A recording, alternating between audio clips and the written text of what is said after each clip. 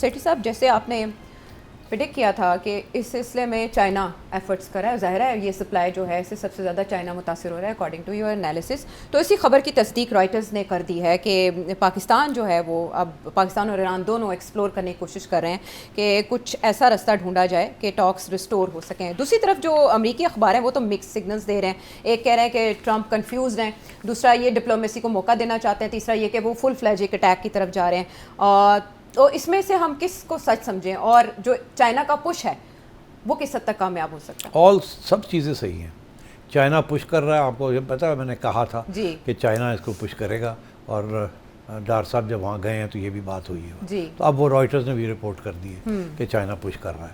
अच्छा, चाइना इसलिए पुश कर रहा है कि चाइना सबसे ज़्यादा डिपेंडेंट है ऑन दिस ऑयल, और 20% इम्पोर्ट जो करता है उसमें से 15% तो यहाँ से आता है। सो इसलिए, और अभी हाल ही में चाइना ने ये फैसला किया कि क्योंकि अब ख़तरा आ गया था बबल मंदब का भी, तो चाइना ने एक आध शिप जो है वो सऊदी ईरानियन ऑयल ख़रीद के, तो बबल मंदब से बाहर नहीं निकले, वो पीछे चले गए सुएज़ कैनाल से निकल के, और वो लंबा रास्ता लेके वो शिप्स जा रही हैं टू चाइना। तो वो हॉर्मुज़ को भी अवॉइड कर रहे हैं, बबल मंदब को भी अवॉइड कर रहे हैं। वो इधर आने की बजाय उधर जाके सुएज़ कैनाल से निकल के मेडिटेरेनियन और उससे निकाल के ऑल अराउंड को 12,000 मील का फ़र्क पड़ता है। मगर चाइना ने वो भी शुरू कर दिया कि हमारा अगर तेल यहाँ से नहीं तो हम लॉन्गर रूट से ले लेंगे, थोड़ा पैसे ज़्यादा दे देंगे, हमारा मिल जाएगा। अच्छा, तो ये तो चाइना इज़ वेरी कीन कि ये जल्दी जल्दी ख़त्म हो। रशिया भी कीन है, सारे कीन है इस वक्त, और ज़ाहिर है डोनाल्ड ट्रंप भी बहुत कीन है, बिकॉज अब इसके पास 1 माह रह गया है मेरे हिसाब से। 1 माह के अंदर अंदर अगर तेल की कीमत 60-70 पे नहीं चली जाती पक्की, तो डोनाल्ड ट्रंप को बहुत नुकसान हो जाएगा मिड टर्म इलेक्शंस में। तो ऑलरेडी $4 से ज़्यादा पंप के ऊपर कीमत चल हो गई है इसकी, 4 साढ़े 4, कहीं कहीं तो $5 पे चली गई, और तकलीफ़ हो रही है, और दिन ब दिन उसका जो सपोर्ट है फॉर द वॉर वो गिरता जा रहा है इवन अमंग्स रिपब्लिकन्स। तो उसको सब पता है इस बात का। तो इस एक तरफ तो वो धमकी देता है, दूसरी तरफ वो तैयारी करता है कि किसी तरीके से बातचीत फिर शुरू हो जाए। ईरान भी इस बात को समझता है, तो दोनों खेल रहे हैं। ईरान कहता है जितनी देर लगेगी, लंबी देर लगेगी, उतना हमें कोई नुकसान नहीं है, इनको नुकसान है। डोनाल्ड ट्रंप सोचता है कि अगर लंबी देर तो फिर मैं कोई ऐसी चीज़ करूं जिसके साथ मैं बता सकूं कि शिकस्त हो गई। इसीलिए कल मैंने प्रोग्राम में आपसे कहा था कि ये आप रूल आउट ना करें कि वो टैक्टिकल न्यूक्लियर वेपन इस्तेमाल करें और एक पहाड़ के ऊपर जहाँ उनका ख्याल है कि यूरेनियम जो है वो नीचे, हाँ, और अगर हो या not doesn't matter. Donald Trump से हमने पता किया था, वहाँ था, हमने उसको उड़ा दिया, अब ख़त्म हो गया मसला, जैसे कहा था ओब्लिटरेटेड, हमने कर दिया। तो इसलिए अब हम कोई इशू नहीं है। और जहाँ तक स्ट्रेट ऑफ हॉर्मुज़ है, ये अब वहाँ के जो मुल्क हैं वो बैठ के ईरान के साथ कुछ तय कर लें। हमारा तो वैसे भी कोई इंटरेस्ट नहीं था, हम तो तेल लेते नहीं थे वहाँ। तो इस किस्म की कोई ऑफ रैम्प जिसे कहते हैं ना, वो कोशिश कर रहा है निकलने की वहाँ से। अब बात यह है कि आपने देखा इजराइल चुप है, विजिट अलबत्ता वो करने जा रहे हैं, और यही लोग कह रहे हैं कि इजराइल की ये कोशिश है कि एक और धक्का लगाया जाए। इसीलिए उन्होंने, डोनाल्ड ट्रंप ने सारे अपने जहाज़ और जो भी बाकी रह गई हैं मिसाइल्स और बॉम्ब्स वगैरह वो भिजवा दिए हैं, और वो अब उसको जर्मनी भी असिस्ट कर रहा है, यूके भी असिस्ट कर रहा है, और कुवैत के अंदर भी एक उनका था जिसके ऊपर अब अटैक आ रही है फ्रॉम ईरान, और वो अब इजराइल इस्तेमाल करेंगे। इजराइल एयरफोर्स जब बेसिस जो हैं वहाँ से वो 4-5 घंटे की ज़्यादा लंबी हो जाती है, इसलिए रिफ्यूलिंग की ज़रूरत पड़ जाती है। सो आई थिंक ये एक तरफ तो तैयारी है पूरी, दूसरी तरफ ये है कि चाइना ने प्रेशर डाला हुआ है पाकिस्तान पे, पाकिस्तान ने ईरान पे प्रेशर डाल दिया कि भाई आप आएँ बात करें। मगर उधर सऊदी अरेबिया और हुथीज़ के दरमियान जो है वो भी टेंशन, वो खटपट उसका क्या रिजल्ट निकलेगा? नहीं, वो भी सऊदी अरेबिया को पीछे हटना पड़ेगा।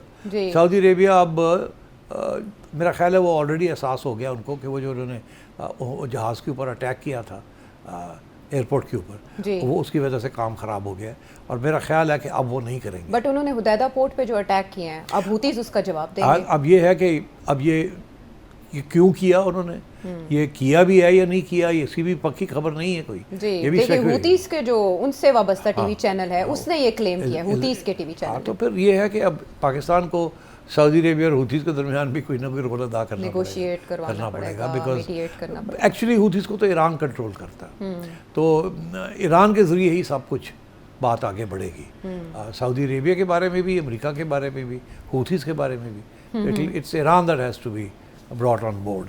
और मैं समझता हूँ ये फिर डिप्लोमेसी अब फिर से आप देखेंगे आना जाना मैसिव। और मैं समझता हूँ कि डोनाल्ड ट्रंप ने हमारा ये ख्याल था वीकेंड के ऊपर अगर उससे कुछ करना है तो आज करेगा, आज और कल के दौरान वो फिर बमबारी करेगा या कुछ तो कुछ करेगा टू पुश थिंग्स फॉरवर्ड। तो लेट्स वेट एंड सी कि वो करता है या कोई एश्योरेंस मिल गई है पाकिस्तान से या कतर से या ओमान से या सऊदी अरेबिया से कि हम ईरान के साथ बातचीत शुरू हो गई है और अभी आप ठहर जाए।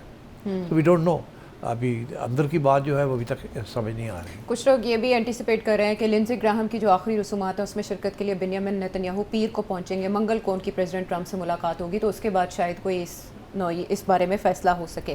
बीन भाई सेठी साहब, कुवैत का आपने जिक्र किया, मिडल ईस्टर्न कंट्रीज़ का, ये कुवैत और इराक़ का मखमसा क्या है? इराक़ी वज़ीर-ए-आज़म का पहले अमेरिका का दौरा और उसके बाद उनका ईरान का विज़िट, वहाँ क्या पकड़ा? गल्फ़ वॉर याद है 1991 का? जी। वहाँ ये हुआ था कि इराक़ के साथ एक जाली इल्ज़ाम लगा के कि जी इराक़ जो है वो वेपन्स ऑफ मैस डिस्ट्रक्शन इकट्ठा कर रहा है सद्दाम हुसैन का जी। और इसको हम होने नहीं देंगे और इसलिए अटैक किया था। उस वक़्त जवाज़ चाहिए था अटैक करने का क्योंकि पूरी एविडेंस मिल नहीं रही थी। तो उस वक़्त की जो अमेरिकन एम्बेसडर थी कुवैत, कहना ये है कि उन्होंने सद्दाम हुसैन को इंडिकेट किया कि अगर आप कुवैत को लेना चाहें अच्छा तो हम कुछ नहीं करेंगे। सद्दाम हुसैन ने समझा लो जी गल ख़त्म हो गई, उसने अपनी फ़ौज भेज दी कुवैत को कॉन्कर करने के लिए। Actually that was a trap. America ने ये इल्ज़ाम लगाया कि ये देखो हमस करने जा रहे हैं, हज़म करने जा रहे हैं, और इसके बेसिस के ऊपर उन्होंने फिर काउंटर अटैक लॉन्च की on Iraq and Saddam Hussain. तो अब कुवैत की बारी फिर आ गई। कुवैत का जो रूलर है वो हमें पता चला कि वो भाग गया वहाँ से, वो लंदन में बैठा हुआ है। कुवैत की is the largest American base, बहुत बड़े स्टेक्स थे अमेरिका, बहरीन कुवैत। ईरान ने ये फैसला कर लिया कि अब हमने नहीं छोड़ना, और कुवैत की मेजॉरिटी पॉपुलेशन भी शिया है। सो जो इस वक्त जो स्पेकुलेशन हो रही है वो ये हो रही है कि जब ये सारी जंग ख़त्म होगी, जब भी होगी, तो कुवैत उड़ गया होगा। अच्छा। कुवैत इराक़ का हिस्सा या ईरान का हिस्सा बन गया होगा। अच्छा। और ईरान का नहीं बनेगा, इराक़ का बनेगा, बिकॉज वो पुराना एक डिमांड है इराक़ का कि ये हमारा हिस्सा था, बरतानिया के साम्राज्य ने काट के वहाँ ये बना दी थी। ये सारी छोटी छोटी स्टेट्स जो हैं ये इराक़ का एक ज़माने में हिस्सा थी। तो आई थिंक अभी आपने देखा इराक़ का प्राइम मिनिस्टर भी थोड़ा एक्टिव हो गया जी, वो विजिट भी कर रहे हैं, हाँ, मुलाकातें भी कर और रहे ये वो प्राइम मिनिस्टर हैं जिनको डोनाल्ड ट्रंप नहीं चाहते थे कि ये बने, बाय द वे। तो इसलिए things are moving in the Middle East. जब ये जंग ख़त्म होगी तो नक्शा, बहुत से नक्शे बदले होंगे, नक्शा सरे नौ तरतीब दिया जाएगा। ठीक सेठी साहब, आज़ाद कश्मीर में भी सियासी जमातों का नया नक्शा तरतीब पाने लगा है, हुकूमत का नक्शा, और ज़ाहिर है इसमें सिर्फ 2 दिन रह गए हैं। पहले तो हमें लगता था कि यकमुश्ती इंतखाब हो जाएगा 27 जुलाई को और फैसला हो जाएगा कौन सी जमात बरसर इक़्तिदार आएगी, लेकिन कश्मीर के इलेक्शन कमीशन ने फैसला किया कि 3 मरहलों में होगा, 27 जुलाई, 2 अगस्त एंड देन 10 अगस्त, 3 जो डिवीजन्स हैं उनमें अलग अलग। वहाँ जो सिचुएशन है वो हमें ऐसे दिखाई देता है कि मुस्लिम लीग नून और पीपल्स पार्टी में कड़ा मुकाबला है। आप क्या देख रहे हैं, कौन हुकूमत बनाएगा, इलेक्शन हो पाएंगे? देखिए बड़ी सीधी सी बात है, पूरा इंतज़ाम तैयार है, इंतज़ामिया ने फैसला कर लिया है। ये जो 3 हिस्सों में कर दिया है, इसका ये मतलब है कि पहले हिस्से में किसी को जो जीतेगा उसको अगले हिस्सों में भी जिताना पड़ेगा। टेस्ट रन होगा पहला मरहला? पहला है, टेस्ट रन नहीं है। पहला जो है वो पायलट प्रोजेक्ट है। इसमें नून लीग जीतेगी। अभी मियाँ साहब का वहाँ जाना, बड़े मियाँ साहब का, और मरीम का वहाँ जाना, और जिस किस्म की कैंपेन वो कर रहे हैं और जिस किस्म की बातें मियाँ साहब कर रहे हैं, मुझे तो ऐसे लगता है कि नून लीग के वाले हुकूमत करनी है आज़ाद, और उन्हें आज़ाद कश्मीर का वज़ीर आज़म बनाना। नहीं, उन्होंने ऐसी स्टेटमेंट क्यों दी? उनके लिए मुश्किल है ना, ही इज़ नॉट अ, उनकी इलेक्शन यहाँ हुई है पंजाब के अंदर। यही तो बात है कि हनूस दिल्ली दूर अस्त, कहाँ मुजफ्फराबाद जाएंगे यहाँ से वो? हाँ नहीं, तो वो मतलब वो बेसिकली इशारा वो यही कर रहे थे कि नून लीग आ रही है, अपना नहीं इतना। अच्छा। नून लीग आ रही है, लेकिन दिल में ऐसा कोई अरमान नहीं है उनके? नहीं, हो सकता है हो, मगर मुश्किल है ना इसको इम्प्लीमेंट करना। मुश्किल है, हो सकता है हो, आई डोंट नो। बट बात यह है कि नून लीग जीतेगी, फिर उसके बाद जब वो जीत जाएगी तो इशारा सब आज़ाद कश्मीर के लोगों को पता चल जाएगा कि नून लीग ही आ रही है। तो वो आगे जो 2 इलेक्शन जो होने हैं फिर वहाँ वो टिल्ट हो जाएगा। तो मैं ये समझता हूँ कि ये पूरा फैसला हो चुके हैं, नून लीग को बैठाना है वहाँ, और मगर नून लीग को टाइट करके रखना है। IPP से वो अलीम खान साहब का तो काम ही है, वो सिंगल हड्डी पसली है, तो मतलब कैबिनेट में बैठे हुए उस वक्त से, तो कोई तो वैल्यू ला रहे होंगे ना वो, हमें तो नहीं वहाँ बैठे जीबी में ला रहे हैं, तो फिर यहाँ पे तो भी मतलब है कि ठीक है ना, ATM किस्म की वैल्यू तो प्रोवाइड करते हैं ना, तो ठीक है वो। तो I think Azad Kashmir people's party को नहीं देंगे वो। अच्छा, तो ये बिलावल भुट्टो साहब की गलतफहमी है अगर उनका ख्याल है कि वो कैनवस करके वहाँ गवर्नमेंट बनाने की काबिलियत शो करेंगे, ऐसी नहीं बात, ये नून लीग की कोई मिलेगी। आपके तज्ज़िये को वजन देती है ये बात, जैसे जीबी पीपल्स पार्टी के हवाले कर दिया गया, तो उसी फार्मूले के तहत ऐसे लगता है कि आज़ाद कश्मीर में मुस्लिम लीग नून हुकूमत बनाएगी, और वो कैसे बना सकती है उसका फार्मूला भी आपने बता दिया जी, 3 स्टेजेस, इसीलिए कि पहले जो है यहाँ देखेंगे ना कितना हम कर सकते हैं और कितना मिल रहा है नून को, तो फिर अगले 2 मरहले जो वो आसान हो जाते हैं ना, आपको पता होता है आपने क्या करना है। तो ये आपने जैसे का पायलट प्रोजेक्ट है और हवाओं का रुख देख के फिर आगे वाले मरहलों का फैसला भी हो जाएगा। Very interesting. एक और जो इंटरेस्टिंग चीज़ हुई, अच्छा मैं ये ज़्यादा ये भी बता दूँ आपको, कहाँ जा रहे हैं आप? कि नहीं दूसरे सब्जेक्ट पे जा रहे हैं ना, तो मैं ये कह रहा हूँ कि वो अभी जो नेगोशिएशंस हो रही थी जॉइंट एक्शन कमेटी के साथ, उनके साथ, तो वो सारे मसले हल हो गए थे, सिर्फ एक इशू के ऊपर बात नहीं बढ़ी, विच इज़ दी 12 सीट्स। अच्छा, मैं नहीं समझता कि ये 12 सीटें के ऊपर कॉम्प्रोमाइज़ होगी, एस्टेब्लिशमेंट नहीं करेगी, ठीक। Noon League will benefit from this, Noon League benefit करेगी इससे। अच्छा, और आगे जाके फिर संभाल लिया जाएगा, अल्लाह खैर सल्ला, गुलशन का कारोबार चलता रहेगा। अच्छा, किसी सूरत में भी आज़ाद कश्मीर को एस्टेब्लिशमेंट के कंट्रोल से नहीं इजाज़त मिलेगी। हाँ, इसके तो बहुत से पहलू है ना, फिर जाहिर है, और नून लीग बरखुरदार पार्टी हो चुकी है, अल्लाह खैर से। हाँ, लेकिन ठीक है, घंटियाँ उनकी भी बज रही हैं, उसके बारे में भी आने वाले शोज़ में एनालिसिस देंगे। लेकिन मुझे एक चेंज के बारे में आपसे पूछना है, और वो बड़े अरसे से एंटिसिपेटेड था, पता नहीं रुका क्यों हुआ था।